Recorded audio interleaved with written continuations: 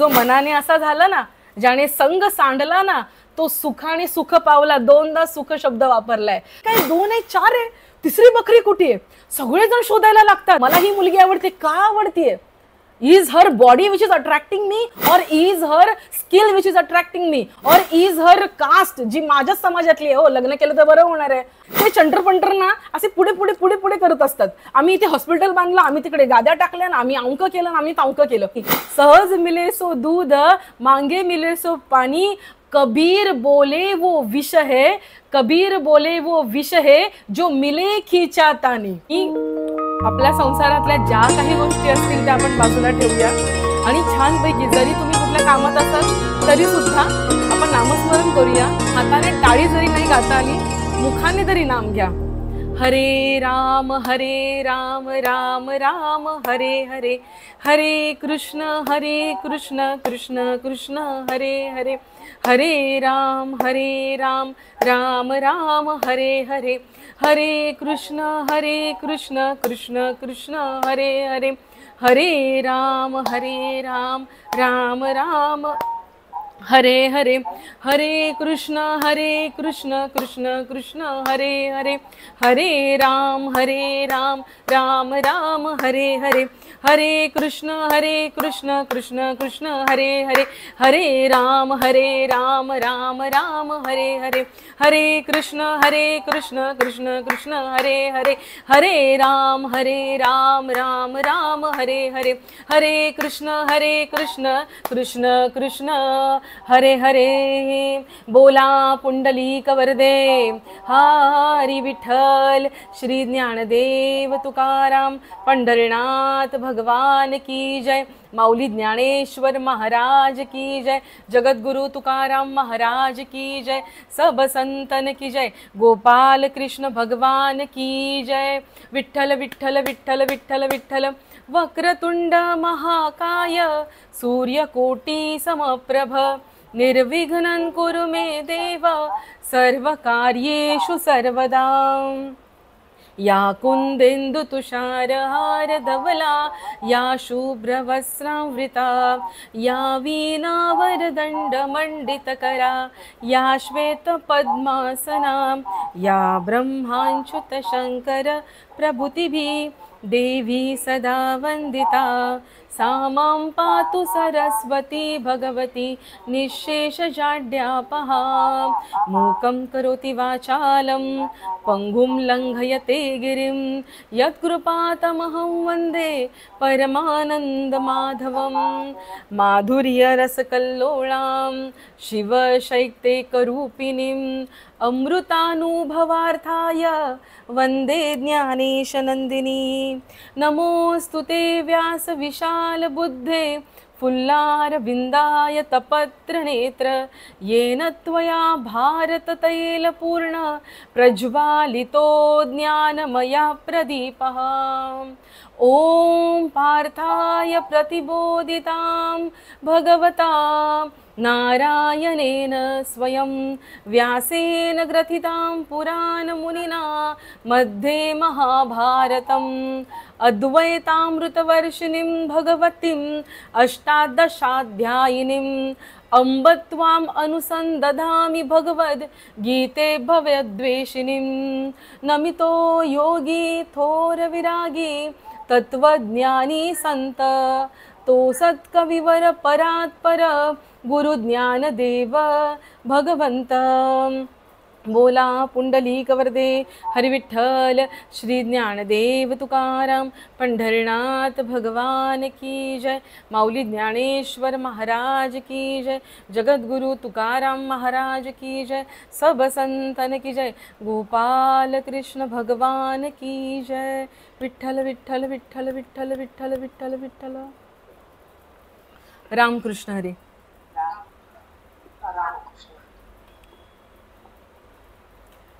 तर आपण अध्याय क्रमांक 5 ला सुरुवात केलेली आहे, जिथे अर्जुन भगवंताला म्हणतोय की कर्म करायला इतकं सोपं आहे आणि जर ते अपरिहार्य आहे तर मग तू मध्येच हा सांख्ययोग सुद्धा श्रेष्ठ आहे असं का म्हणतोस?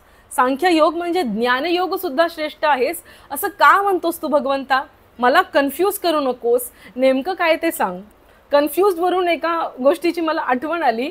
मी हा शब्द टायटलमध्ये वापरला बरं का शोभनाताई, हा शब्द मी टायटलमध्ये वापरला.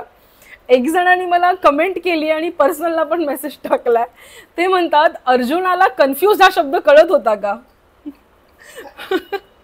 मी त्यांना म्हटलं अगदी बरोबर आहे, जसं तुम्हाला संस्कृत कळत नाही ना तसं अर्जुनालाही कन्फ्यूज कळत नव्हतं. आत्ताच्या भाषेमध्ये बोलायची सुद्धा चोरी आहे. आणि हे लोक म्हणतात आपले ज्ञानेश्वर माऊली विश्वगुरु आहेत, विश्वगुरु आहेत. अरे विश्वचा अर्थ कळतो का तुम्हाला? फक्त महाराष्ट्र म्हणजे विश्व नाही आहे. तुमचं विश्व असेल महाराष्ट्र, पण त्याच्या बाहेर सुद्धा आहे. इंग्रजी भाषा ही मराठीचा द्वेष म्हणून वापरतोय अशातला अर्थ नाहीये. तर इंग्रजी भाषा अनेको लोकांना, ही जागतिक भाषा आहे, अनेको लोकांना ती कळत नाही आपली मराठी भाषा. म्हणून त्यांच्याच भाषेत आपलं तत्वज्ञान सांगावं यासाठी इंग्लिशचा थोडाफार उठाठेव करायची, खटाटोप करायचा, प्रयत्न करायचा. आणि आत्ताच्या लँग्वेजमध्ये लोकांना कळतं यासाठी हा प्रयत्न करायचा. ठीक आहे, याचा अर्थ आपली मराठी कमी अशातला भाग नाही. आणि जर एवढीच हिंमत आहे ना, चला मी चॅलेंज करते, करून दाखवा मराठी जागतिक भाषा.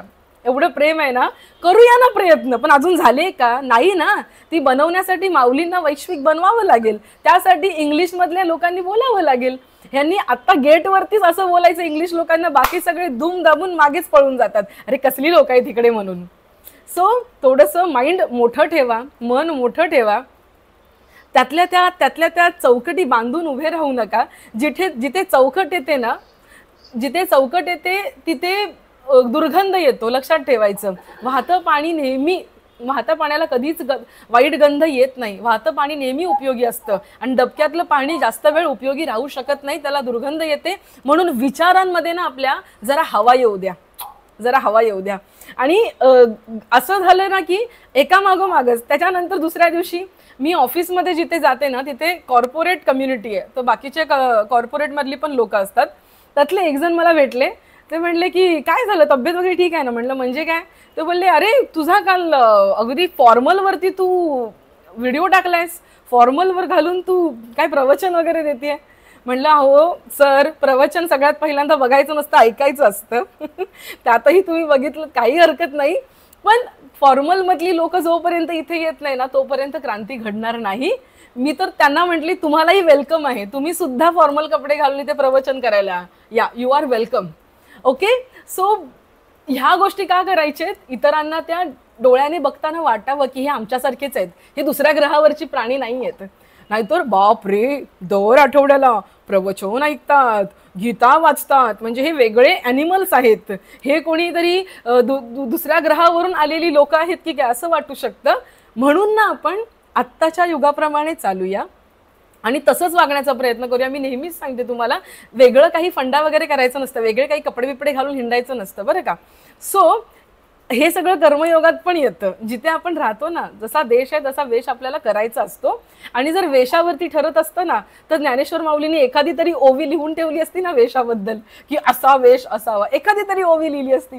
तुकाराम महाराजांनी एखादं तरी चरण एखाद्या अभंगाचं लिहिलं असतं की असे कपडे घालावेत, मग तुम्हाला ज्ञानप्राप्ती होईल. ओके, सो या गोष्टींमध्ये बंधून राहू नका. आणि मी तर म्हणेन की जेवढ्या लवकर होईल ना तेवढ्या लवकर या राहणीमानाच्या ना सगळ्या कक्षा तोडून टाका, सगळ्या सीमा उल्लंघून टाका, काही मागे पुढे बघू नका. बिनधास्त तुम्हाला जे कपडे घालायचे ते घाला. कपडे कसे आहेत त्याला महत्व नाहीये, तुमचे विचार कसे आहेत ना त्याला जास्त महत्व आहे.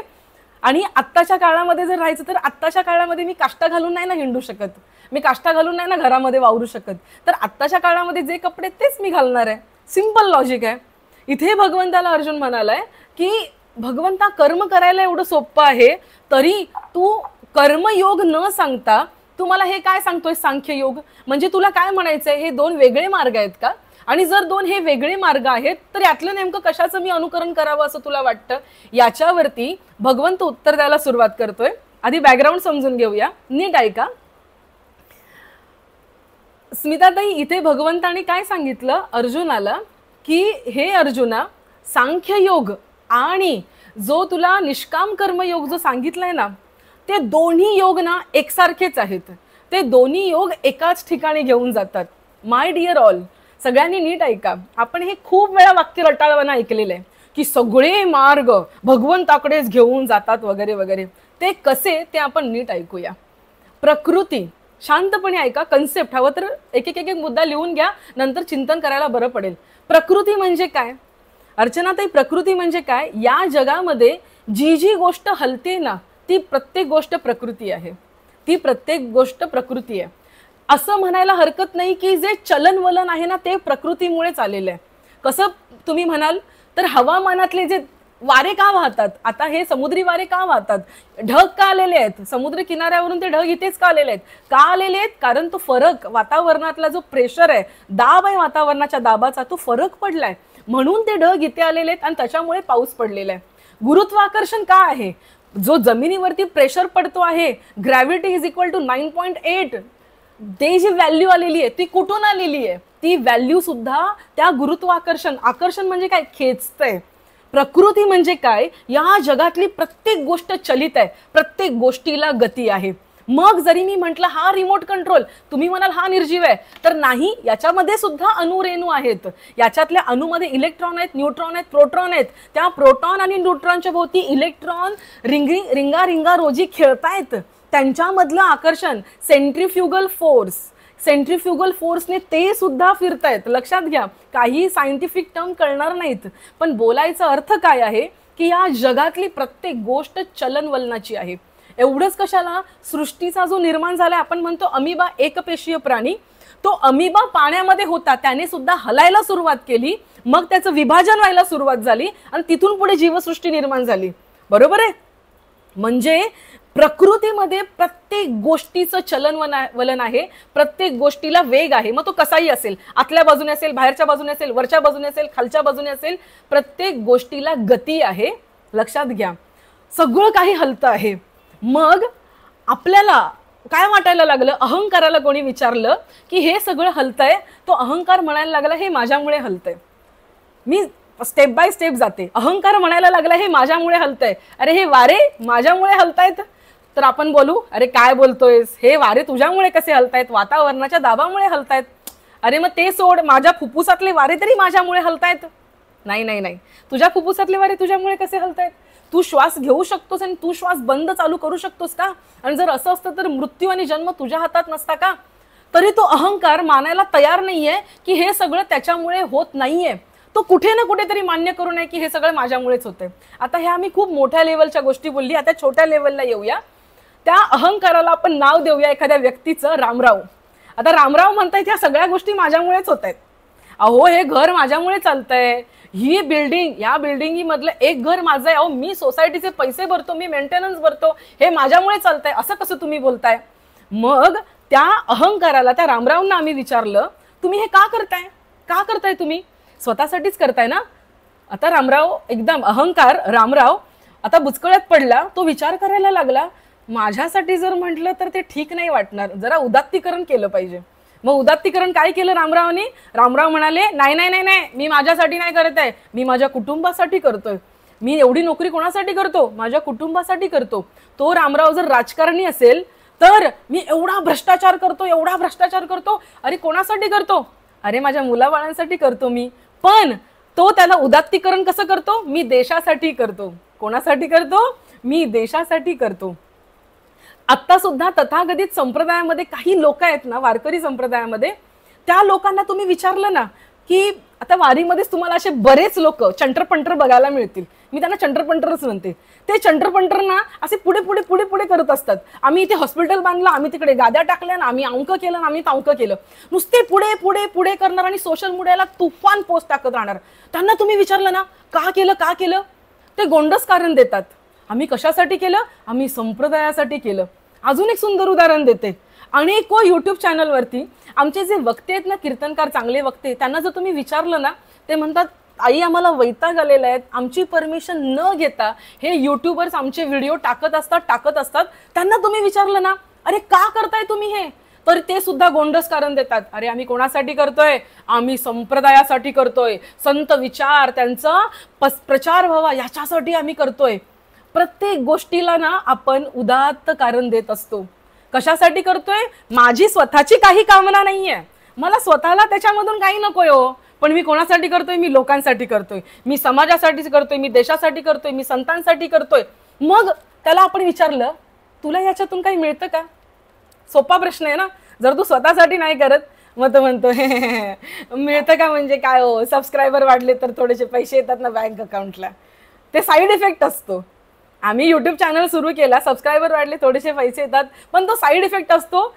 इथून आम्ही काही घेत नाही, डायरेक्ट आम्ही काही घेत नाही, पण इथून आमच्या खिशामध्ये पैसे येतात आणि आम्ही काय म्हणतो, कृष्णार्पणमस्तु. ते पण आम्ही देवाच्याच नावाचे येतो, आमचे काही नाही आहेत. राजकारणी लोक कसे म्हणतात, काही नाही हो, आम्ही एवढं सगळं लुटलं, आम्ही करोडोंनी, हजारो करोड आम्ही लुटले आणि त्यातले काही करोडोंनी आम्ही हॉस्पिटल बांधलं. काय? कृष्णार्पणमस्तु. काय म्हणतो? कृष्णार्पणमस्तु. श्रोते हो, माझे मुद्दे कदाचित मी अजून इलॅबरेट करायला पाहिजेत, पण ते तुम्ही तुमच्या चिंतनात करा. आणि मुख्य मुद्दा काय आहे तो ऐका. हा जो रामराव आहे ना, हा जो अहंकार आहे ना, हा प्रत्येक माणूस आहे, हा कॉमन मॅन आहे.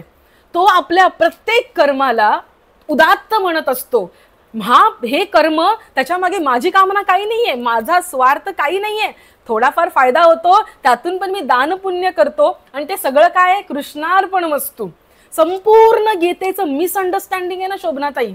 It is a misunderstood, the most misunderstood scripture in this world, in the Hindu culture is the Gita. त्या गीतेला म्हणतात की कृष्णार्पणमस्तु. अरे तू चोरी कर रे आणि मन कृष्णार्पणमस्तु. आम्ही माझ्या घरच्यांसाठी चोरी केली, कृष्णार्पणमस्तु. घरच्यांसाठी चोरी केली, माझ्यासाठी थोडी केले, घरच्यांसाठी केले, निष्काम कर्म मी केले. काय म्हणतो तो? स्वतःसाठी नाही ना, स्वतःच्या कामनेसाठी नाही ना, म्हणजे मी निष्काम कर्म केले.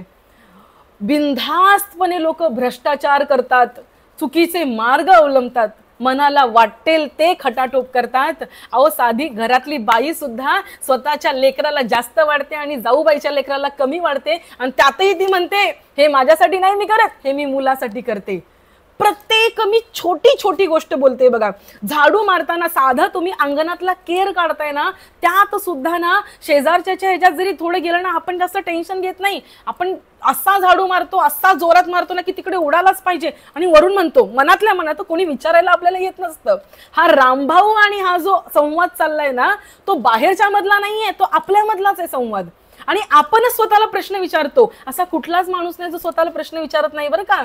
प्रत्येकाच्या मनात येतं हे मी करतोय ते बरोबर आहे, आणि तोच आतून म्हणतो हो हो बरोबर आहे, आणि त्याला तो गोंडस नाव देतो. काय? निष्काम कर्मयोग.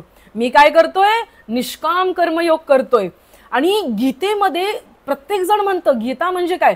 ऍक्टर्स आहेत, ऍक्ट्रेस आहेत, प्रत्येक ज्योतिषशास्त्रातला माणूस, जो कोणी धर्मगुरू उठलाय आणि ह्याचं वावटळ पिकलेलं आहे, प्रत्येक जण म्हणतो गीता काय शिकवते? निष्काम कर्मयोग. गीता काय शिकवते? कृष्णार्पणमस्तु. जे काही कराल ना ते सगळं कृष्णाला अर्पण करा. मग तुम्ही चोरी करा, दरोडे घाला, तुम्ही भ्रष्टाचार करा, तुम्ही घाणेरडे स्कॅन्डल्स करा, आणि त्या सगळ्यांना तुम्ही निष्काम कर्मयोग म्हणून कृष्णार्पणमस्तु करा. अरे आता सुद्धा तो कोण विजय मल्ल्या आला आणि 4 तास इंटरव्ह्यू देऊन सांगून गेला की मी कसा चोर नाहीये. तो सुद्धा म्हणतो मी देशासाठी काम केलं, तो सुद्धा म्हणतो मी निष्काम कर्मयोग केलाय. कोण? जो एवढे काहीतरी something 9,000 crore, he has stolen 9,000 crore and he run away from the country, तो स्वतः म्हणतो की मी सुद्धा निष्काम कर्मयोग केलाय, मी कुठून चोर आहे, सगळं काही कृष्णार्पणमस्तु. तो विजय मल्ल्या सुद्धा म्हणतो, नीट ऐका बर का, या मोठ्या मोठ्या पातळीवरच्या गोष्टी सोडा, या छोट्या छोट्या पातळीवरच्या आपल्या आयुष्यातल्या गोष्टी घ्या. आपण सहज कुठलाही ऐरा गैरा फालतू नथू गैरा माणूस उठतो आणि म्हणतो मी कोणातरी दुसऱ्यासाठी करतो, बायकोसाठी करतो, मुलांसाठी करतो, बिल्डिंगसाठी करतो, समाजासाठी करतो, देशासाठी करतो, संप्रदायासाठी करतो, अशी गोंडस नावं देऊन निष्काम कर्मयोग म्हणतो. भगवंत त्या प्रत्येकाला इमॅच्युअर म्हणतात. काय म्हणतात? अपरिपक्व, बालक. काय म्हणतो भगवंत? हे सगळे जण बालक आहेत जे असा निष्काम कर्मयोग करतात. मग कसा निष्काम कर्मयोग पाहिजे? भगवंत सांगतात ज्याला सांख्य योगाची जोड आहे तोच खरा निष्काम कर्मयोग आहे. सांख्य योगाची जोड आहे म्हणजे काय? आता नीट ऐका बरं का. आपल्याला सांख्ययोग म्हणजे काय, सांख्ययोगाच्या डेफिनेशन्स नंतर उघडून बघा. सांख्ययोग म्हणजे काय आहे. सांख्ययोग म्हणजे प्रकृती काय आहे ते समजून घेणं. आठवा आपली जुनी प्रवचन, प्रकृती आणि पुरुष. हे शरीर काय आहे हे जो समजून घेतो, जो प्रकृती काय आहे ते समजून घेतो, हा जो खेळ चाललेला आहे, testosterone, oestrogen, these are the sex hormones. हे सेक्स हार्मोन आपल्याला अट्रॅक्ट करतात आणि ह्याच्यामधून नवीन प्रजनन होतं. त्याच्यानंतर आता नवीन हे निघालेले हार्मोन निघालेले, ज्याच्यामुळे काय म्हणतात त्याला, हॅपी हार्मोन्स जे रिलीज झाले ना की आपल्याला आनंद होतो, ते हॅपी हार्मोन्स झाले. ते हार्मोन्स जर आपण वातावरणात सोडले तर माणूस खुशही होऊ शकतो. म्हणजे हे शरीर, म्हणजे हे सगळी शरीर, हे बॉडी ही प्रकृती आहे, प्रकृतीच सत्य आहे. हे जो समजून चालतो, ऐका बरं का, हे जो समजून चालतो, ज्याला हे ज्ञान झालेलं आहे, आणि हे ज्ञान म्हणजे आपण आता मी बोलते, तुम्हाला वाटत असेल ताईंना ज्ञान झालेलं आहे, हे ज्ञान होणं एवढं सोपं नाही बरं का. ताई बोलतात एवढं, तुम्ही ताई ओरडून ओरडून सांगता म्हणजे ज्ञान झालंय का. नाही नाही नाही, असं नाही ते ज्ञान. विठ्ठल जयी स्थळी भरला तो असा नाही समजावा नाही लागत, इमॅजिन नाही करावं लागत. दिस इज इक्वल टू एक्स. अरे वा, ही पांढरी भिंत, नाही नाही नाही, पांढरी भिंत नाही, सुंदर लाल भिंत आहे. मग लोक डोळे मिटतात आणि म्हणतात वा वा वा वा, आम्हाला कृष्णाचं दर्शन झालं. दिस इज ऑल इमॅजिनेशन. जे तुम्ही विचार करता तेच तेच दिसत असतं. मग संतांमध्ये आणि आपल्यामध्ये हाच फरक आहे. संतांना इमॅजिनेशनची गरज नाही. संतांनी सांख्य योग स्वतः ध्यानामध्ये जाऊन, स्वतः योग धारण करून, ध्यान धारणा करून, इथे भृगुटीच्या मध्ये दृष्टी एक केंद्रित करून संतांनी नामस्मरणाच्या द्वारे जो योग प्राप्त करून घेतला तो सांख्य योग आहे. आणि त्या सांख्य योगातून त्यांची दृष्टी तशी झाली. इमॅजिन केलं म्हणून ते दिसत नाहीये, त्यांना ते तसं दिसायला लागतं. आणि ते एकदा दिसायला लागलं ना, एकदा कळायला लागलं की हा सगळा खटाटोप कशासाठी आहे, हे कशासाठी आहे. आपण एकदा केलं होतं एक्सरसाइज, आठवा पीपीटी वरती, कामना करुणा. आपल्या कर्माचं केंद्र काय आहे, कामना हे केंद्र आहे की करुणा हे केंद्र आहे. असं ज्या व्यक्तीला कळालं ना की या जगामध्ये द ओनली ट्रूथ इज प्रकृती, तिला माता सुद्धा लोक म्हणतात. खूप सुंदर आहे बरं का. नवरात्रीच्या वेळेस जर कोणी प्रवचन वगैरे करणार असेल ना, त्यांनी हे लिहून घ्या. कोण आहे माता, देवी कोण आहे. ही जी प्रकृती आहे ना, जे काही प्रसवतं या जगामध्ये ते स्त्रीलिंगी आहे असं मानतात. तुम्हाला आणि मला स्त्री का म्हणतात, आपण प्रसवतो, नवीन सृष्टी निर्माण करतो, प्रजनन करतो, म्हणून ते स्त्रीलिंगी आहे. तसं ही प्रकृती स्त्रीलिंगी आहे, कारण मातीच्या गर्भातच बियाणं पडलं की ते उगवून येतं. म्हणजे ही प्रकृती स्त्रीलिंगी आहे. तिलाच आपण देवता मानलं, नवे नवे देवी मानलं. मग त्या देवीची आपण पूजा करतो. आणि ह्या ज्या प्रकृतीचं ज्ञान जो स्वतःहून करून घेतो, जो स्वतःहून या प्रकृतीचं ज्ञान करून घेतो, मग त्याला कोणाचा तरी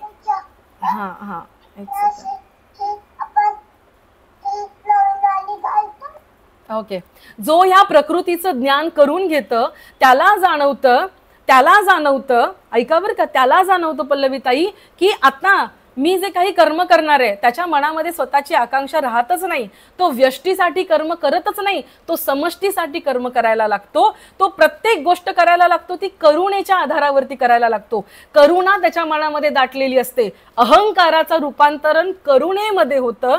कधी, ज्या वेळेस सांख्य योग प्राप्त होतो, ज्या वेळेस ज्ञान प्राप्त होतो, प्रकृती कोण आहे, पुरुष कोण आहे हे ज्या वेळेस कळतं, त्यावेळेस तो जो माणूस काम करतो ना, ते प्रत्येक काम निष्काम कर्मयोग आहे. मग त्या व्यक्तीला बोलायची गरज नाहीये की तू कर्म करतोयस ते निष्काम कर्मयोग आहे की सकाम कर्मयोग आहे. ते नो डाऊट निष्काम कर्मयोग आहे. आणि सांख्य योगी आणि ज्ञानी व्यक्तीला हे विचारायची गरज नाही तू जे कर्म करतोस ते निष्काम कर्मयोग आहे की सकाम कर्मयोग आहे. त्याच्या हातून होणारं प्रत्येक कर्म हे निष्काम कर्मयोग आहे. लक्षात घ्या. म्हणजे इथे भगवंत काय सांगतोय, इट्स अ वाईस अँड वर्सा. एक गोष्ट दुसऱ्या गोष्टीवरती अवलंबून आहे. कुठलाच मनुष्य ज्ञानी झाल्याशिवाय तो निष्काम कर्मयोग करू शकत नाही. लक्षात घ्या. याच्यामुळेच दोन पर्याय जे पडतात ना, ज्ञानोत्तर भक्ती आणि ज्ञानपूर्व भक्ती, हे त्याच्यामधूनच पडतात. या सगळ्या कल्पना वगैरे ज्ञानपूर्व भक्तीमध्ये येतात आणि ज्ञानोत्तर भक्तीमध्ये कल्पना विश्वाला अजिबात थारा नाहीये. तिथे कल्पना होतच नाही. आणि असा जो व्यक्ती असते ना, जो सांख्य योगी आहे, ज्याला ज्ञान झालेलं आहे, तो व्यक्ती इतका सक्षम असतो, तो व्यक्ती व्यवहारात वागताना, आपण मागे डिस्कस केलेलं, मी हा शब्द वापरायचा नाहीये, पण काही ठिकाणी मी बोलावं लागतं. समजा आता आपण सभागृहामध्ये बसलोय, आता आपण म्हटलं अहंकार नावाची गोष्टच नाहीये, एव्हरीथिंग इज प्रकृती, सगळं प्रकृती आहे. मग समोरच्या खुर्चीवर बसलेला माणूस तिथे नाहीच आहे, मग मी जाऊन तिथे बसू का त्याच्या मांडीवरती? हे प्रॅक्टिकल होणार आहे का? हे पॉसिबल नाहीये ना. आता काही झालं तरी माझी मुलं आणि बाजूच्याची मुलं, ती बाजूच्याची मुलं मी माझ्या घरी आणून ठेवेन का राहायला? नाही ना. तो अहंकार जो व्यवहारातला गरजेचा आहे ना, तो तिथे असलाच पाहिजे. मग जो ज्ञानी आहे, जे संत जगामध्ये वावरतात, त्यांना व्यवहारातला अहंकार आणि अध्यात्मातलं ज्ञान त्यांना कळत असतं. त्यांना सत्य आणि तथ्य दोन्ही गोष्टी कळत असतात. ते तथ्याच्या मार्गाने नेहमी सत्याला गाठत असतात. वाक्य हवं तर लिहून घ्या, मला जास्त बोलता येत नाही या वाक्यावरती. ते तथ्याच्या मार्गाने सत्याला गाठतात. सत्य म्हणजे कोण? ज्ञान. ज्ञान म्हणजे काय? जिथे प्रकृती कळते, जिथे देहधर्म गळून जातो, देहे बुद्धी ते आत्मबुद्धी करावी, ते खऱ्या अर्थाने जिथे होतं ना, त्या पॉइंटला तो ज्ञानी. मग त्याच्या हातून होणारं प्रत्येक कर्म निष्काम कर्मयोग, त्याच्या हातून होणारं प्रत्येक गोष्ट म्हणजे प्रेम असते. आपल्या आयुष्यात जे आपण प्रेम करतो ते प्रेम नसतं. फॉर युअर काइंड इन्फॉर्मेशन, ते फक्त आकर्षण असतं. हार्मोन बंद झाले ना, एकदा बायकांचा ते मेनोपॉज वगैरे येऊन गेला ना, त्या सगळे अट्रॅक्शन संपून जातात. काही म्हणजे बोलायला थोडंसं वाटू शकतं, पण घाबरायची हरकत नाही या गोष्टी बोलायला. हे निसर्ग आहे, हे प्रत्येक बाई बरोबर होत आहे. तो अट्रॅक्शन तिथे संपतं. पुरुषाच्या आयुष्यामध्ये शेवटपर्यंत असतं. प्रत्येक गोष्ट निसर्गाने ठरवून दिलेली आहे आपल्या आयुष्यामध्ये. ही गोष्ट आपण ज्या वेळेस समजून घेतो ना, त्यावेळेस काय होतं माहितीये? नीट ऐका बरं का. गीता एक वाक्य सांगते, द्रष्टा बनो. क्या बनो? द्रष्टा बनो. जे होतंय ना, वरतून जाऊन बघा. मला आता गुलाबजामुन खावासा वाटतोय. का खावासा वाटतोय? मला आता सुंदर कपडे घालावेसे वाटतायत. का वाटतायत? बघा बरं का, पार्टीला जाताना आपण वन पीस घालतो. मोस्ट ऑफ द वुमन पार्टीला जाताना वन पीस घालतो. का बरं घालतो? कधी विचार केलाय का? एकदा व्हा ना प्रामाणिक. एकदा अंतःकरणाबरोबर, स्वतःच्या अंतःकरणाबरोबर प्रामाणिक व्हा. का घालायचं one piece? We want to show our body. Body दाखवायची. कोणाला दाखवायची आहे आणि का दाखवायची आहे? विचार करा ना या गोष्टीचा. आपली संस्कृती ना एक सिंपल वाक्य थोपवून मोकळी होते की बायकांनी किंवा पुरुषांनी आपलं अंग दाखवू नये. अरे त्याच्या मागची मेंटॅलिटी समजून घ्या ना. तिथे इमानदारी आहे, तिथे प्रामाणिकपणा आहे. गीता आपल्याला प्रामाणिकपणा शिकवते. प्रकृती धर्म ओळख ना. का तुला एखादी गोष्ट घालाविषयी वाटते? द्रष्टा बन ना. आणि आतापर्यंत अनेको कीर्तनांमध्ये अनेको कीर्तनकारांनी ही गोष्ट सांगितली की प्राण्यांमध्ये आणि आपल्यामध्ये फरक काय आहे. कोण म्हणतं आपल्याला हसायला येतं, प्राण्यांना हसायला येत नाही. कोण म्हणतं आपल्याला रडायला येतं, प्राण्यांना रडायला येत नाही. कोण म्हणतं विचार अमकं तमकं. सगळ्यात मोठी गोष्ट, असं द्रष्टा कधी प्राण्यांना बनता येत नाही, फक्त माणसालाच बनता येतो. तुम्ही मला सांगा, कधी शेळी विचार करते का की आज मला ह्या रानामध्ये जावंसं वाटते? का मला ह्या रानामध्ये जावंसं वाटते? शेळी कधी विचार करते? द्रष्टा बनते शेळी कधी? द्रष्टा कधी बनू शकते? कधी शेळी विचार करते का की ही लोक येतात, माझ्या छोट्याशा लेकराला, माझ्या थनाला थोडा वेळ लावतात आणि काढून घेऊन जातात? हे का करतात? शेळी कधी विचार करू शकते का? येतंय का तुमच्या लक्षात? तो द्रष्टा बनणं असतं ना.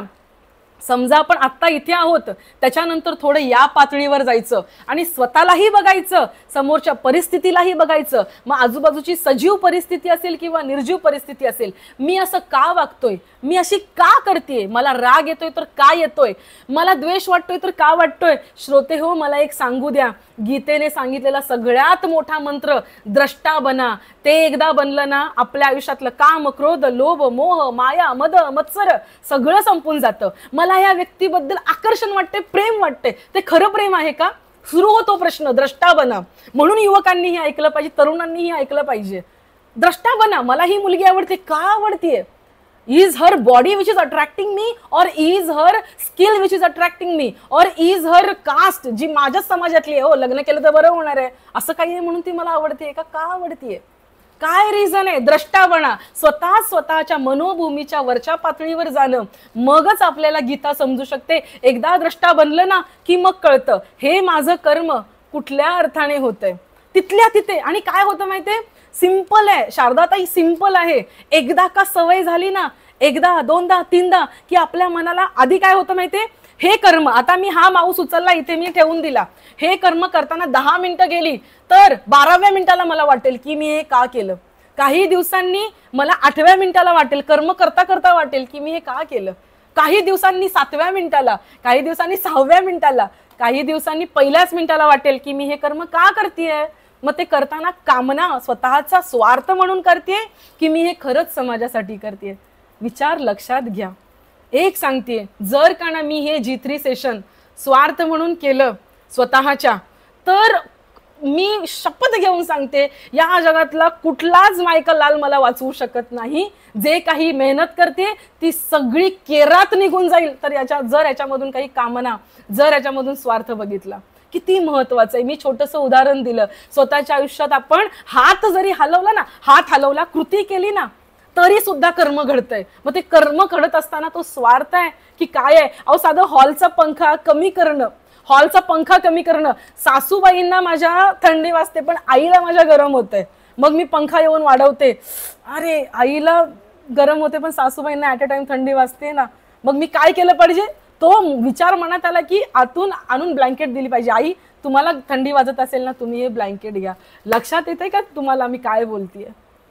निष्काम कर्मयोग बघा बरं का, भगवंताने जे सांगितलं ना, सांख्य योग आणि निष्काम कर्मयोग, या दोन्ही गोष्टी एकत्र चालणार आहेत. या दोन्ही गोष्टी एकाच गंतव्याला नेणार आहेत. पण अजून आपण सांख्ययोगीही नाही झालो आणि आपण निष्काम कर्मयोगीही नाही झालो. आत्ताशी आपला अध्याय 5 चालू आहे. आत्ताशी कुठे आपण 1 वर्ष होऊन गेलं गीता ऐकायला लागलोय. मग तोपर्यंत काय करायचं, प्रॅक्टिस. तोपर्यंत काय करायचं, प्रॅक्टिस. निदान आपण प्रॅक्टिस तरी करू शकतो ना तसं वागण्याची.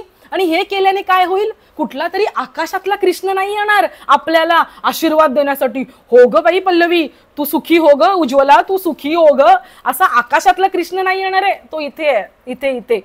तो इथला कृष्ण आपल्याला आतून कौल देईल, नाही तू बरोबर वागलीस, आणि शांत रात्रीची झोप लागेल आणि मनामध्ये सुचेल ना पुढचं ते नामस्मरण सुचेल. कोणाची शिवी, शाप, मी ह्याला काय करून त्याला काय करू हे सुचणार नाही. आणि आत्ताच्या काळातलं डिप्रेशन, एन्झायटी, आमकन तमकन हे काहीही आपल्याला होणार नाही. सुखी जीवनाचा सुंदर पाया हा मी तुम्हाला सांगितला. अतिशय सोपं आहे. आणि म्हणून इथे मी आणि माझे विसरले जयाचे अंतःकरण, पार्था तो एक संन्यासी जान निरंतर.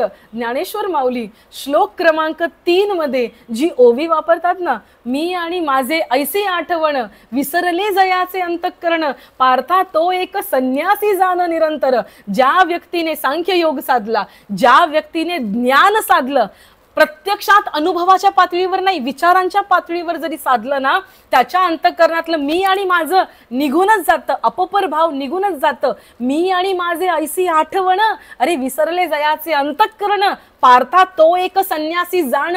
कसा संन्यासी जाण, क्षणापुरता नाही, निरंतर संन्यासी तो जाण. कोण, तो व्यक्ती जो विसरला माझं काय, तो व्यक्ती जो विसरला तो जाण. पुढची त्याची ओवी फार सुंदर आहे. जो मने ऐसी जाहला, संगी तोची सांडिला, मनोनी सुखे सुख पावला अखंडित. जो मनाने असा झाला ना, ज्याने संग सांडला ना, तो सुखाने सुख पावला. 2दा सुख शब्द वापरलाय. तो सुखे सुख पावला. सुखे म्हणजे सहज, आणि सहजतेने तो सुख पावला असं ज्ञानेश्वर माऊली म्हणतात 21व्या ओवीमध्ये. पुढे जाऊन म्हणतात, पुढची ओवी सुद्धा सुंदर आहे. आता गृहाधिक आगवे, आता गृहाधिक आगवे, ते काही न लगे त्यजावे. गृहाधिक त्याचा त्याग करावा लागणार नाही. जे घेते जाहले स्वभावे निसंगू मनोनी. आणि किती सुंदर आहे पुढचं, देखे अग्नी विजोनी जाये, मग जे राखुंडी केवळू होय, ते तै ते कापुसे गिवसुये जिया परी. एकदा का राख झाली की काय राहिलं. आणि याच्यावरूनच मला तुकाराम महाराजांचा अभंग आठवतो. बीज भाजोनी केली लाही, जन्म मरण आम्हा नाही. काय म्हणतात तुकाराम महाराज, बीज भाजोनी केली लाही. म्हणजे काय, बीज जमिनीवर पडलं की ते उगवतं, पण जर भाजलेलं बीज जमिनीवर पडलं ना, ते कधीच उगवत नाही. तुम्ही कितीही त्याच्यामध्ये खत घाला आणि कितीही काही करा, ते बीज कधीच उगवत नाही. आकारासी कैसा ठाव येथे अवघाची झाला देव. तुकाराम महाराज म्हणतात या शरीराच्या आकाराचा तू काय विचार करतोच, हेच संपूर्ण शरीरच आता देव झालेला आहे. इतके सुंदर अभंग आहेत.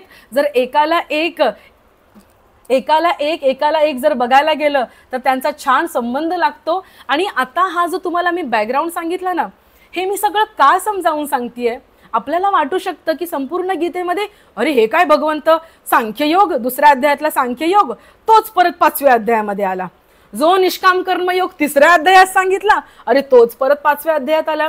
हे सगळं काय आहे, याच्यामध्ये एक सुंदर रिदम आहे, याच्यामध्ये एक लय आहे. एका सामान्य व्यक्तीला एका बैठकीवर जे प्रश्न पडू शकतात एका बैठकीत की असं होतंय, मग याचा अर्थ काय आहे, मग याच्यानंतर काय घडतं, ते सगळे प्रश्न अर्जुनाला पडतायत आणि तो तशा पद्धतीने विचारतोय. आणि या प्रश्नाचं उत्तर एखाद्याला वाटू शकतं, असे खूप असतात तो बहादर, आपल्याला रोज भेटतात. मला तर ना रोज पावलं भेटतात, कारण माझा संपूर्ण वावर कॉर्पोरेट जगामध्ये असतो आणि तिकडे सगळे असेच बहादर असतात. अरे हे काय तुम्ही नामस्मरण करत बसता, अरे हे काय तुम्ही सारखं गीता वगैरे करत बसता, आम्ही बाबा कर्मयोगी.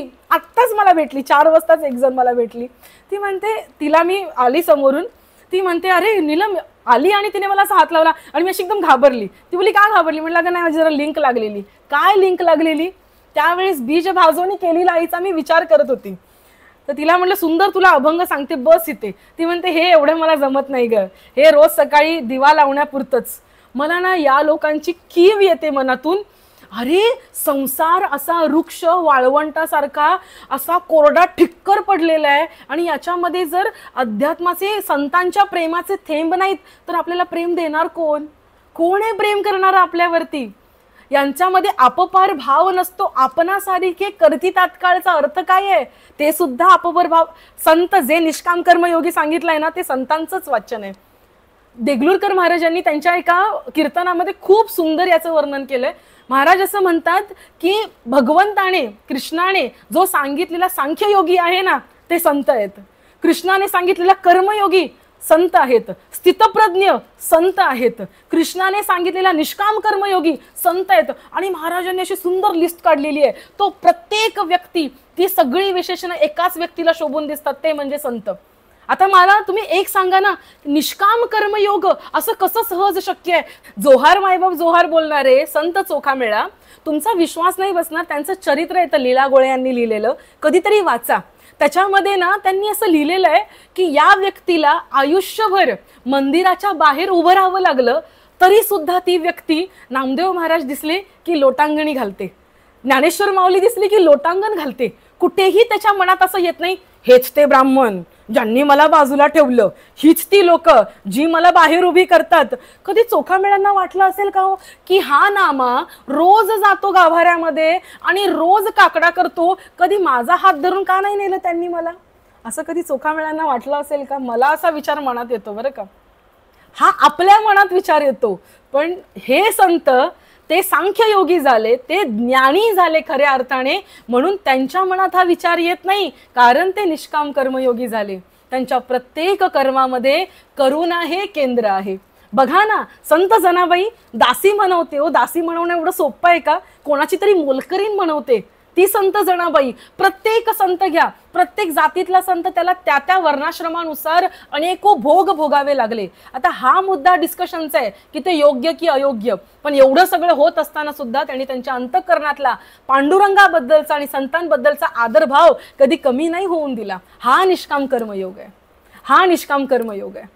जो जोहार मायबाप जोहार बोलत त्यांची उष्टावळ काढतो. अहो उष्टावळ नाही, त्या लोकांना विष्टा काढायला लागायची. उष्टावळ तर खूप सोपी गोष्ट आहे. संत चोखामेळा यांना विष्टा त्यांची साफ करायला लागायची. आपल्या गावाचा उकिरडा म्हणजे काय असतो, उकिरडाचा अर्थ कळतो आपल्याला, आपण कधी गाव बघितले तसं खेडगाव, तो उकिरडा स्वच्छ करायचे कोण, संत चोखामेळा. काय अंतःकरणामध्ये निष्काम कर्मयोग असेल, एकदा विचार करा. आणि असा निष्काम कर्मयोग साधणारा एखादाच विरल असतो असं इथे भगवंत म्हणतोय. आपण श्लोकांकडे जाऊया. मी आधी विश्लेषण का घेतलं, कारण ते विश्लेषण डोक्यामध्ये घुमायला लागलं ना, ते फेर धरायला लागलं ना की त्याच्यामध्ये मग सुंदर केंद्रामध्ये ते श्लोक जमा होतात. याच्यासाठी हा सगळा खटाटोप. आणि याच्यावरती सगळ्यांनी चिंतन करा बरं का.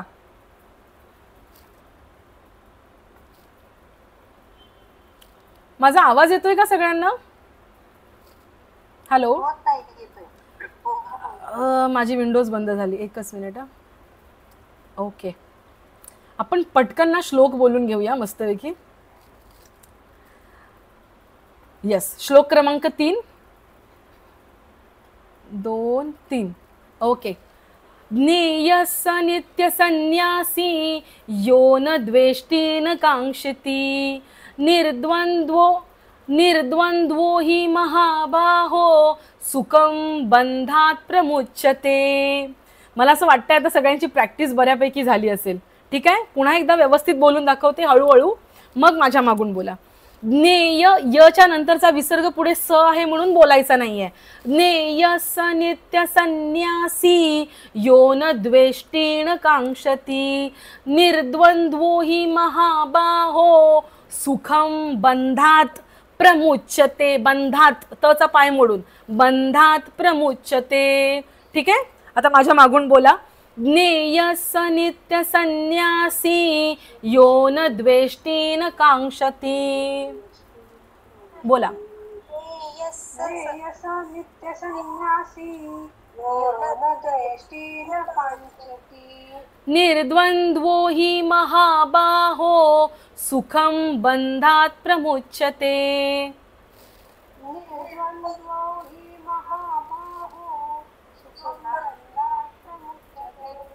आता ऐका बरं का. आणि जो ज्ञानयोगी आपण बघितला, जो ज्ञानयोगी कर्म करतो त्याचे कॅरेक्टरिस्टिक कसे मॅच होतात बघा. अर्थ ऐका. हे महाबाहो अर्जुना, जो मनुष्य कोणाचा द्वेष करत नाही आणि कशाचीही अपेक्षा करत नाही, यो न द्वेष्टी न कांक्षती, द्वेष करत नाही आणि अपेक्षा करत नाही, आकांक्षा करत नाही, तो कर्मयोगी नेहमीच संन्यासी समजावा. कारण राग द्वेष इत्यादी द्वंद्वांनी रहित असलेला मनुष्य सुखाने संसार बंधनातून मुक्त होतो. आता आपण तेच पाहिलं ना, तो संसार बंधनातूनच मुक्त होतो. राग कोणाचा येतो? दुसऱ्यांचा येतो, स्वतःचा येतो, त्या सगळ्यातून तो मुक्त होतो. कारण त्याने सांख्ययोग प्राप्त करून घेतलाय, त्याने ज्ञान प्राप्त करून घेतले की हा सगळा प्रकृतीचा खेळ आहे, हे त्याने जाणून घेतलेला आहे. त्याचा हा इफेक्ट आहे. श्लोक क्रमांक 4.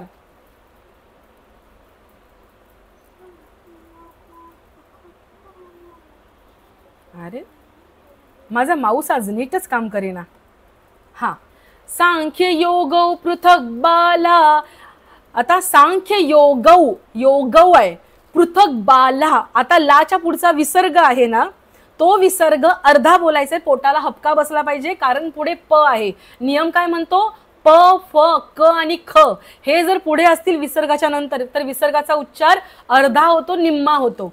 सांख्य योगौ पृथक बाला प्रवदन्ति न पंडितः. पुढचा विसर्ग पूर्ण. पंडितः एकमप्यास्थित, एकम पूर्ण बोला. एकमप्यास्थित सम्य. तच्या पुढचा विसर्ग बोलायचा नाही, परत स आहे. एकमप्यास्थित सम्य गुभयोर्विन्दते फलम. गुभयोर र बोलायचा अर्धा. गुभयोर विंदते फलम. रफार आहे ना, वीच्या वरचा रफार र म्हणून बोलायचं आधी. गुभयोर विंदते. गुभयोर, यशोदा काकी, गुभयोर विंदते फलम. गुभयोर विंदते फलम. कसा बोलणार श्लोक? मी पूर्ण एकदा बोलून दाखवते. सांख्य योगौ पृथक बाला प्रवदन्ति न पंडितः एकमप्यास्थित सम्य गुभयोर्विन्दते फलम. ओके, माझ्या मागून बोला. सांख्य योगौ पृथक बाला प्रवदन्ति न पंडितः. सांख्य योगौ पृथक बाला प्रवदन्ति न पंडितः एकमप्यास्थित सम्य गुभयोर्विन्दते फलम.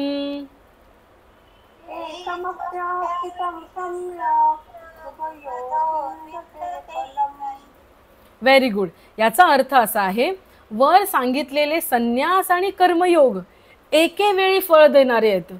नीट ऐका. वर सांगितलेले संन्यास आणि कर्मयोग, संन्यास म्हणजे सांख्ययोग, ज्ञानयोग, आणि कर्मयोग हे एके वेळी फळ देणारे आहेत असे मूर्ख लोक म्हणतात. संन्यास म्हणजे काय माहिती, आय एम सॉरी, संन्यास म्हणजे जो कर्म आणि कर्मसन्यासी हे दोन्ही एकच फळ देतात. म्हणजे आता आपण म्हटलो ना की भगवंत त्याला बालक म्हणतो, कोणाला, जे ज्ञान बाजूला ठेवून कर्म आणि संन्यास दोघांना एकच म्हणतात ते मूर्ख आहेत असं भगवंत म्हणतोय. ते पंडित नव्हेत, कारण दोहोंपैकी एकाच्या ठिकाणी सुद्धा उत्तम प्रकारे स्थित असलेला मनुष्य दोहोंचे फलस्वरूप असलेल्या परमात्म्याला प्राप्त होतो.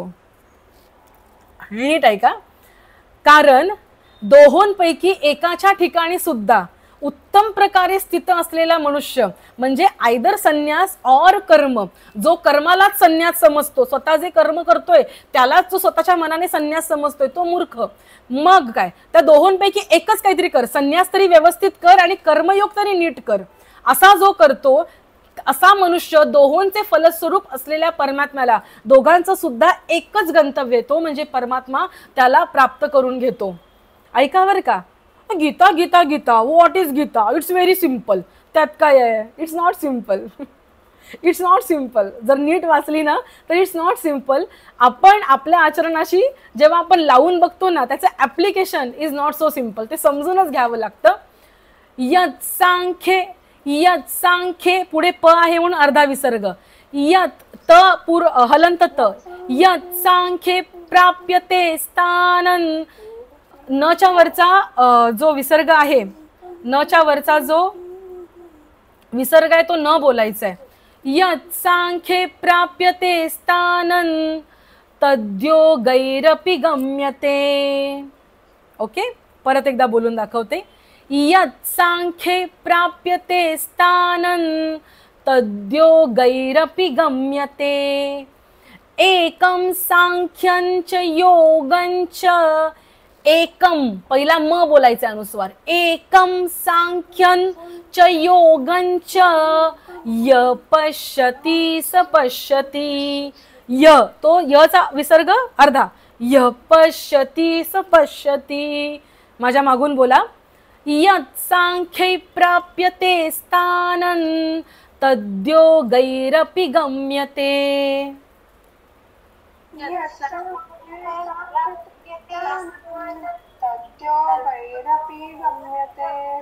एकम सांख्यं च योगं च यः पश्यति स पश्यति.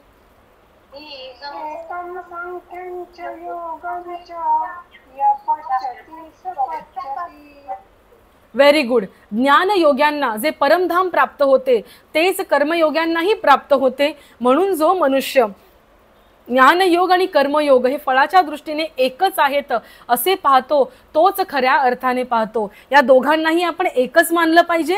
उगाच शानपणा करायचा नाही, आम्ही बाबा कर्मयोगी मग आम्ही निष्काम कर्मयोग करू.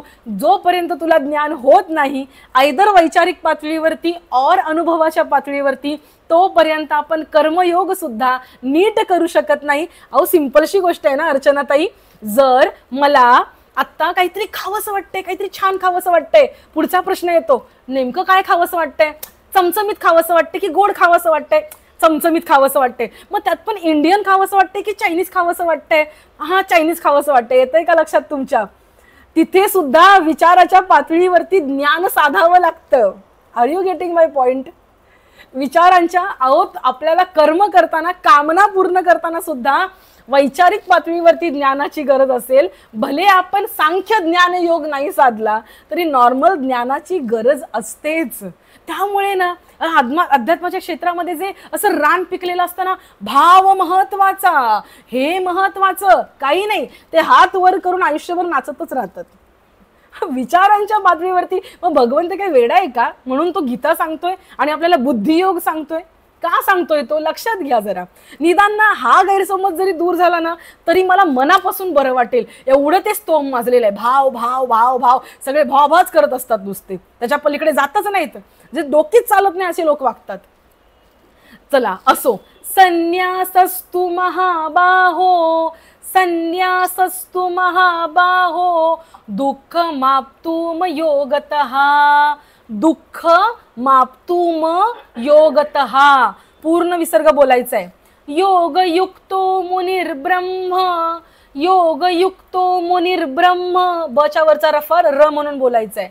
योगयुक्तो मुनिर्ब्रह्म न चिरेनाधिगच्छति. न बाणातला जीव वरती गेली पाहिजे. आता माझ्या मागून बोला. संन्यासस्तु महाबाहो दुःखमाप्तुम योगतः.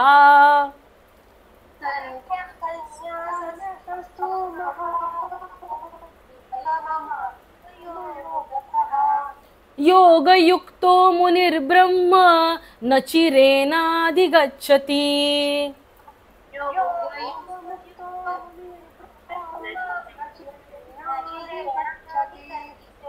याचा अर्थ असा आहे, परंतु हे महाबाहो अर्जुना, कर्मयोगाशिवाय मन, इंद्रिय व शरीर यांच्याकडून होणाऱ्या सर्व कर्मांच्या बाबतीत कर्तेपणाचा त्याग होणं हे कठीण आहे. आणि भगवत स्वरूपाचे चिंतन करणारा कर्मयोगी परब्रह्म परमात्म्याला फार लवकर प्राप्त करून घेतो. ऐका बर का, पुढचा प्रश्न असणार आहे अर्जुनाचा.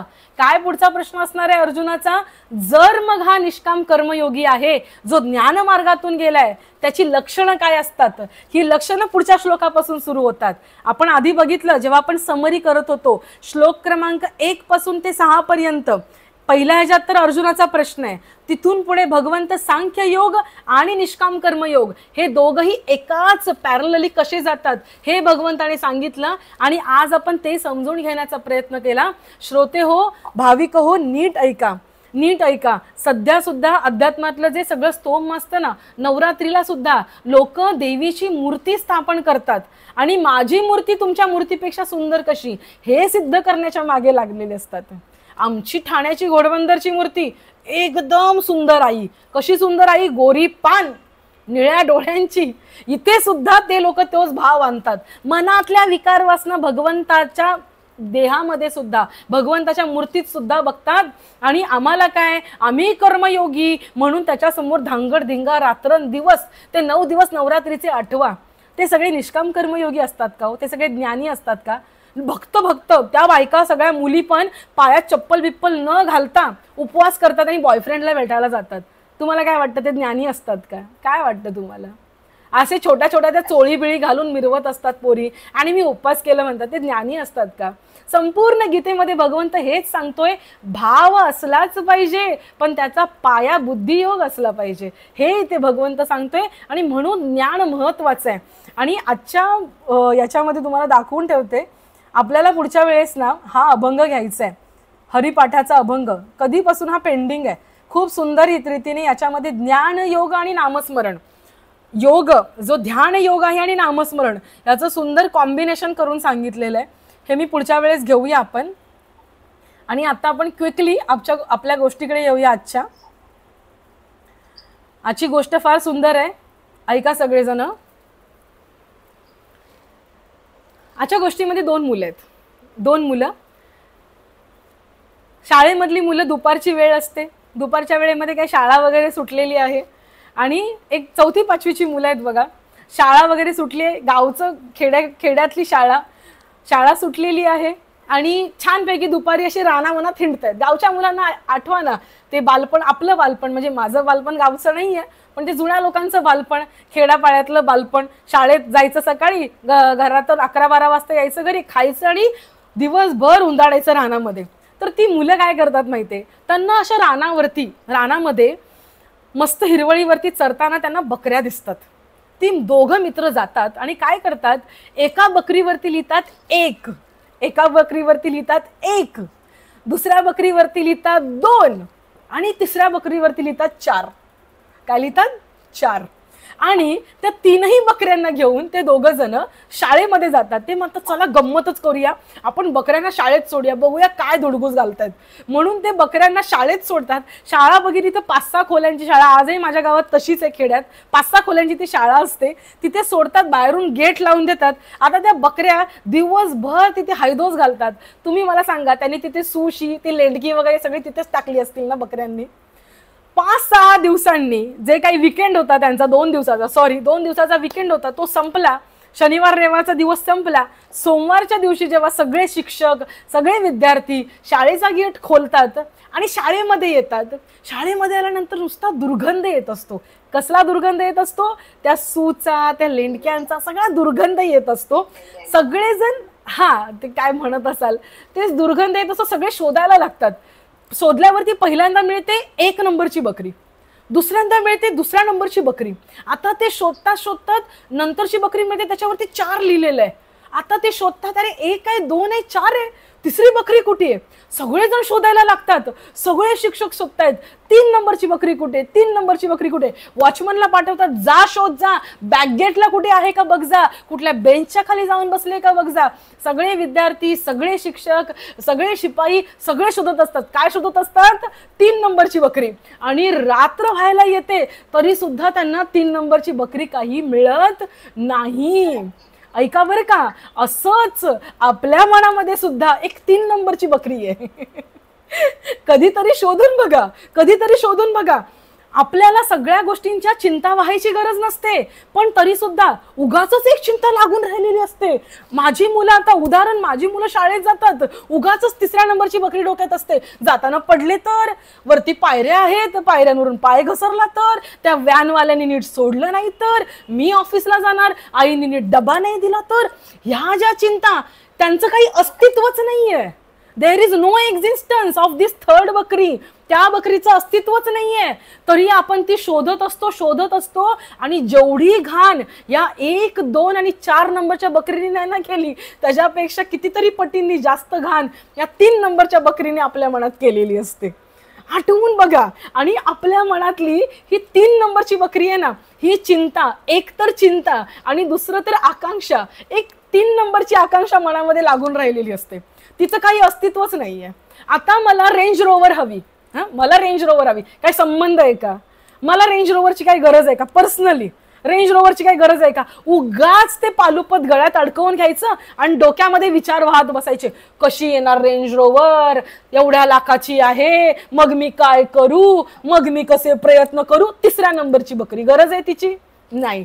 तरी सुद्धा ती रेंज रोवर डोक्यामध्ये घुटमळत असते. याचा संबंध काय आहे आजच्या निरूपणाबरोबर? याचा संबंध काय आहे? सहज मिले सो दूध, सहज मिले सो दूध, मांगे मिले सो पानी, सहज मिले सो दूध, मांगे मिले सो पानी, कबीर बोले वो विष है, कबीर बोले वो विष है, जो मिले खिचातानी. सहज मिळालं तर ते दूध आहे, मागून मिळालं की ते पाणी आहे, आणि खिचातान करून जे काही मिळेल ना ते सगळं विष आहे. असलं कीर्तन असतो, तसलं कीर्तन असतो. मला त्या मोठ्या स्टेजवर, आई शपथ सांगते, मला कधीच वाटलं नाही. मला स्टेज काय मोठा आहे काय छोटा आहे काय, असं जरी बसलं बोलायला लागलं तरी मला मज्जा येते. कीर्तनच आहे ते माझ्यासाठी. पण आपल्या मनामध्ये आकांक्षा येत असतात लोकांच्या मनात, हे असं पाहिजे, मग ते तसं पाहिजे, एवढे सबस्क्रायबर झाले पाहिजेत, मग माझ्याकडे गोल्डचा पट्टा येईल, ते ह्याचं बटन येईल आणि त्याचं. अरे 3 नंबरची बकरी आहे ती, कशाला टेन्शन घेतो? 3 नंबरची. आता त्याच्या वाचून काही अडलंय? सहज मिले सो दूध आहे, सहज मिळाले ते दूध आहे, खीर आहे तुझ्यासाठी. त्याचा काही ठिकाणी असा उल्लेख आहे, सहज मिले सो खीर आहे, मांगे मिले सो पाणी, असा सुद्धा काही ठिकाणी उल्लेख आहे. जे सहज मिळतंय ना आपल्याला, ते आपल्यासाठी दूध आहे. कबीर महाराज म्हणतात, जे सहज मिळतं ते तुझ्यासाठी योग्य आहे. उगाच डोक्यामध्ये 3 नंबरच्या बकऱ्या सोडत जाऊ नको, आणि ज्या चिंता नाही येत नाही त्या लावून घेऊ नकोस. आता मला ना नीट आठवत नाही, कधीतरी मी गोष्टीमध्ये घेईन. डोंबिवलीचे महाराज आहेत, काय बरं त्यांचं नाव आहे, खूप सुंदर कीर्तन करतात, पायामध्ये चाळ वगैरे बांधून. ते एक छान उदाहरण द्यायचे कापसाचं, ते मी कधीतरी गोष्ट म्हणून सांगेन. त्याच्यामध्ये ते परफेक्ट याला जातं. नको ती चिंता आपण वाहत बसतो, काय होणार देशाचं, कसं होणार देशाचं, असं झालं तसं झालं. सामाजिक प्रयत्न करू नये अशातला भाग नाहीये, पण त्या चिंता घेऊन आपण आपला आत्ताचा वर्तमान, आत्ताचं कर्म आपण ते दूषित करत असतो. तेवढा वेळ आपण त्याच्या मागे घालवत असतो, नको त्या चिंतांच्या मागे, नको त्या अपेक्षांच्या मागे. जेव्हा जेव्हा असं मनात नको ते येईल ना, ही गोष्ट आठवा, 3 नंबरची बकरी. एवढंच समजा, 3 नंबरची बकरी आहे. सो आय होप की तुम्हाला गोष्ट आवडली असेल, आणि कोणाला काही बोलायचं असेल तर बोलू शकता. आवडली का शारदाताई? हरिभक्त परायण शारदाताई धन्यवाद लक्ष्मण दादा. हरिभक्त परायण शारदाताई आपल्या बरोबर आहे. शारदाताई व्यासपीठ चालक म्हणून खूप ठिकाणी छान कार्य करतात, ज्ञानेश्वरीच्या पारायणाचं कार्य करतात. ताई तुम्हाला मनापासून नमस्कार.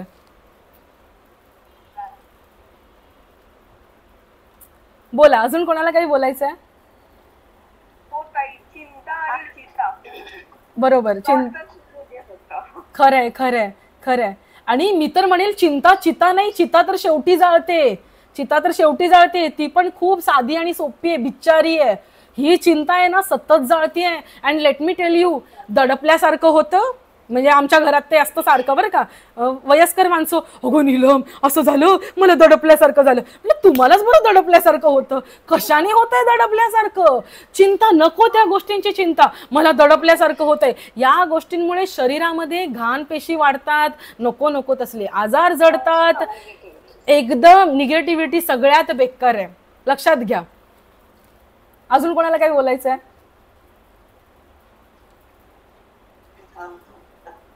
बोला बोला, कोणालाच काही बोलायचं नाहीये.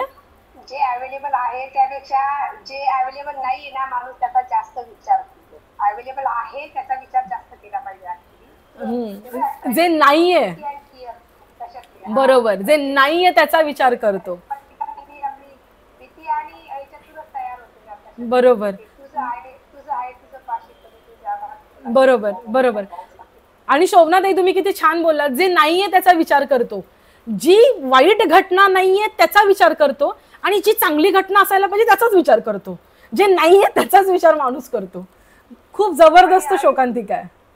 हा, आयुष्य हे खूप क्षणभंगुर आहे. आता तो अहमदाबादला झालेला प्लेनचा जो एवढा मोठा अपघात झाला ना, बरोबर माणसाला खरंच आहे की काहीच आपल्या हातामध्ये नाही. बरोबर, किती स्वप्न घेऊन लोक त्या प्लेन मध्ये बसली असतील. बरोबर बरोबर. आणि कोणीही आता लेफ्ट होऊ नका, थोडा वेळ थांबा, थोडा वेळ कळ काढा. आपण ना त्या सगळ्या लोकांना, जे मृत लोक आहेत त्यांना सगळ्यांना आपण श्रद्धांजली अर्पण करायची आहे, मनापासून अर्पण करायची आहे. शेकडो लोकांनी श्रद्धांजली अर्पण करणं आणि तुमच्या माझ्यासारख्या आध्यात्मिक लोकांनी 10 लोकांनी श्रद्धांजली अर्पण करणं यात फरक आहे. सो मनापासून त्यांना आपण श्रद्धांजली अर्पण करायची आहे. आयुष्य क्षणभंगूर आहे. मी आत्ता तुमच्यासमोर बडबड बडबड बडबड करते, काही तासांनंतर असेन की नाही हे माहीत नाही. म्हणजे वाईट बोलते अशातला अर्थ नाही आहे, but it is so quick. अहो साधीशी गोष्ट आहे, गरीबातला गरीब माणूस रेल्वेच्या प्लॅटफॉर्मवरती त्या जिण्यावरती चेंगरून मरतो, आणि श्रीमंतातला श्रीमंत माणूस विमानामध्ये हवेमध्ये मरतो. लक्षात घ्या, काय जमीन, काय पाणी आणि काय हवा. ज्याचा मृत्यू जिथे ठरलाय तो तिथे येतोच येतो. त्याच्यामुळे जे आयुष्य मिळालंय ना ते पॉझिटिव्हिटीने जगूया. हे मी तुम्हाला सांगते असं नाही, ते मी स्वतःला सुद्धा सांगते. जेवढी सेवा करता येईल, जेवढं मनापासून देता येईल ना, अरे उधळून दे तुफान सारं. काळजामध्ये साचलेलं, मनामध्ये जे साचलेलं तुफान आहे ना ते उधळून दे, आणि आजूबाजूला बघ, दुसऱ्याला तू पॉझिटिव्हिटी दे, तुझ्याकडे पॉझिटिव्हिटीच येईल, आणि मनातला अंधकार सगळा असा नष्ट होईल ना की जसा पहाटेला सूर्य उगवावा, इतकं सुंदर वाटेल. सो आपण सगळ्यांनी या मनातल्या सुंदर भावनेंनी, इथे मला छान छोटी 2 लेकरं सुद्धा दिसत आहेत उज्ज्वला ताईंच्या कॅमेरामध्ये. छान वाटलं लहान मुलांना बघून. वा वा वा, हाय.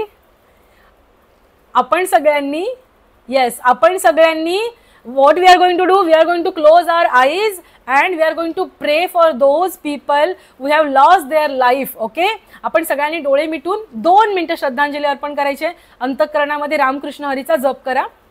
2 मिनिटं डोळे मिटा.